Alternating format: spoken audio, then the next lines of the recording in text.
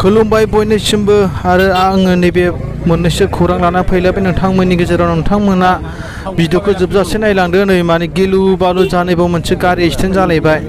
माने बाइकआनो हाबलांखादों आरोना गारि सिङाव खुनुरुखुम मानसिया बासायबाय माने बे साजों खारखोबानो मानसिया थैखाबायमोन आरोना हनै बैनो मानसिया नायदो लोगोफोर माने बेखौ होसिनबानो गैखाला मानसिया गेरेबजोबखाबायमोन नैबेनो बाइक मालिकआ नै नोंथांमोना भिडिअखौ नायनानै जाहाथे साबस्क्राइब खालामो बिदिनो गोदान गोदान भिडिअ लानानै फैनाय नोंथांमोना बिदिनो नुनो हानाय बायदि आरोना लोगोफोर माने बिराद गिथावथाव माने घटना जाखादों नोंथांमोना भिडिअखौ नायलांदो माने भुटान गारिमोन आरोना नैबे गारिया दा एक्सिडेन्ट जाबाय नै बिथाङा खुनुरुखुम बासायबाय माने दाफोना लोरिदों नै नायदो लोगोफोर फुरा हाबलांखादों आरोना माने मानसिया खुनुरुखुम बासायदों जानांगौबा हमथानो हाया लोगोफोर माने बे लामा बारस'दोंमोन आरोना बे कुसुगाव